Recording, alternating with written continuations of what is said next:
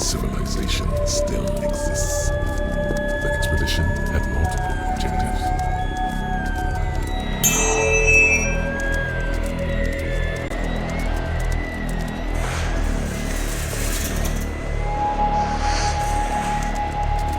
Did these scientists know it was all a ruse? That they were merely a smokescreen for a greater scientific discovery? When we arrived, most of these expeditions had been removed in order to maintain secrecy.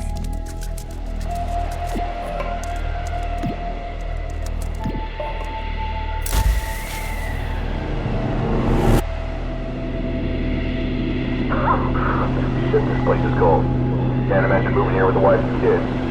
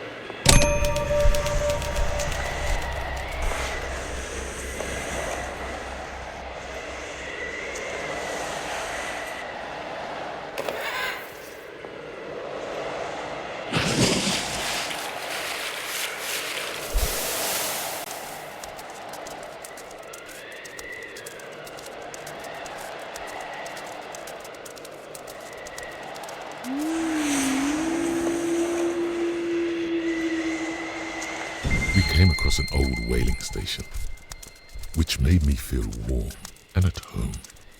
The sheer cliffs were not something we could climb without machinery. We would have to find another route to the camp.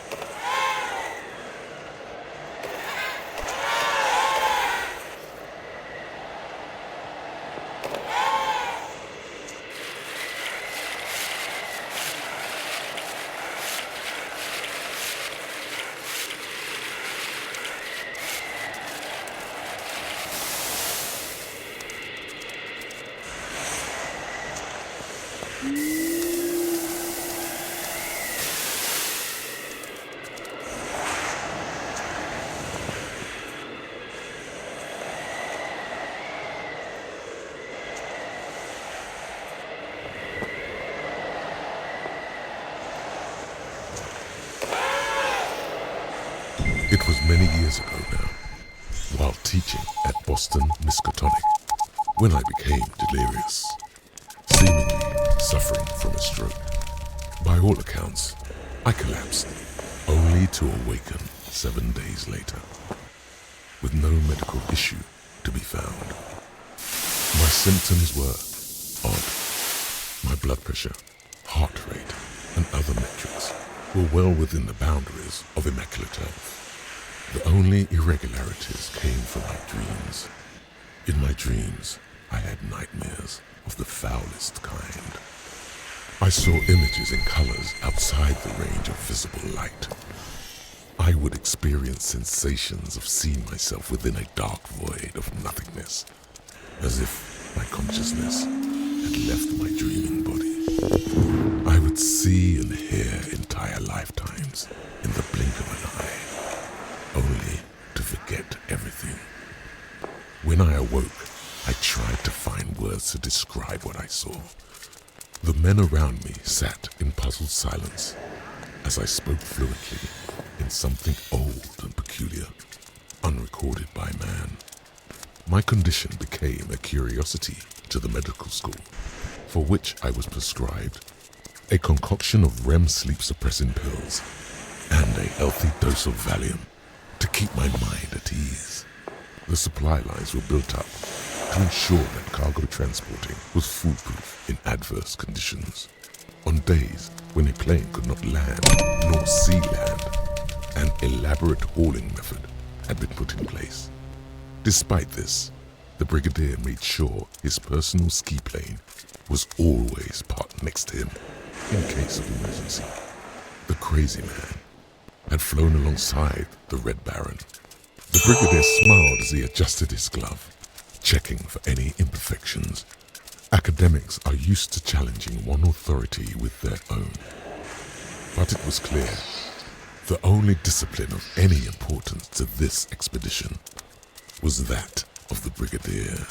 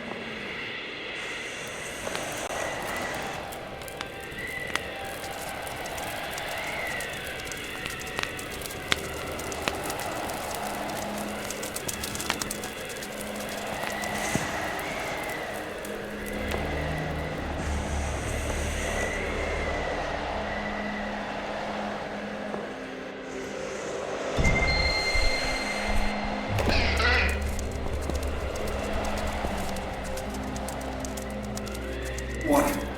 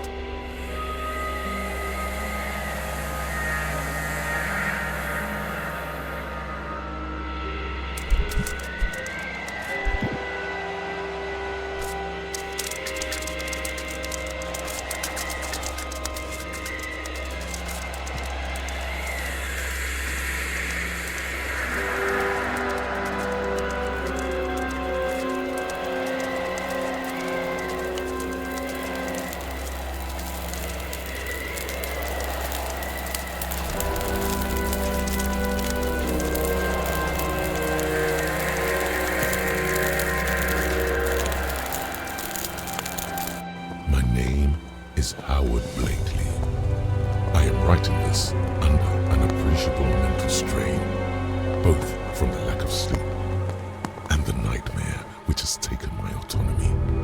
Time has become a foreign concept to me, as I now see it in how it was intended. The past, present, and future all at once. I see echoes and glimmers of time. Do not think of me as a lunatic, for if you have seen the thing I have, you too will come to realize the implications of this discovery far outweigh its strange circumstance.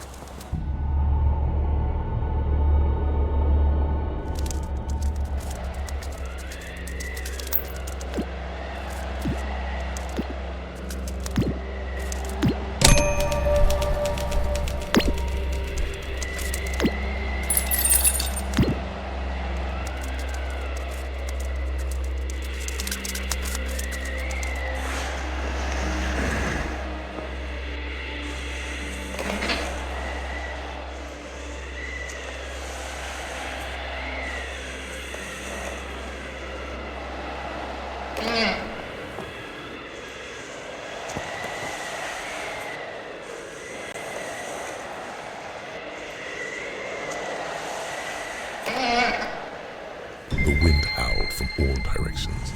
When we were awoken by the sound of the most sinister scream, Whistle had been physically beaten. His face was unfazed as blood rushed from his eye, coating the snow in the most vibrant red. It was not clear if his screams were one of laughter or horror. He sat there all night, laughing to himself. Sleep never found him, nor the rest of us.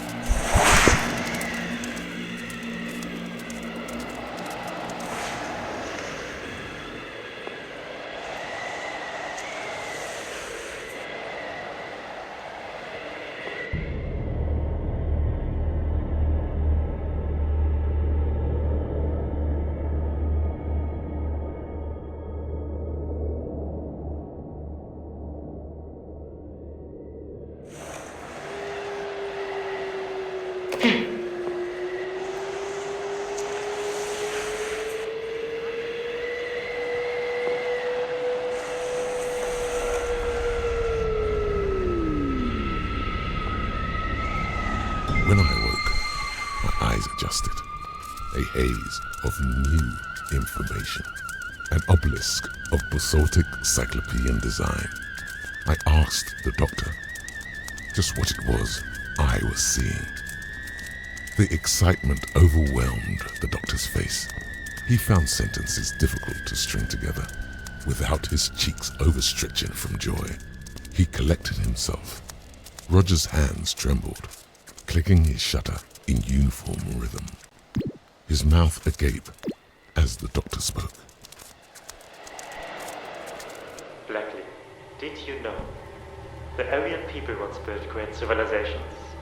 Thousands of years ago, they ruled the entirety of the world. Our efforts to support this theory, for many years relegated to finding trinkets with tangential historical significance. I must reveal to you, Blackley. When you dreamt, I did not speak with you. Far from it. There was a man who spoke to me. A man who revealed everything. He was buried for thousands of years in the ice. What you see before you is the greatest discovery mankind will ever make. Deep within the city, we shall make contact with him. Father of the Aryan race. His name, Psoromin.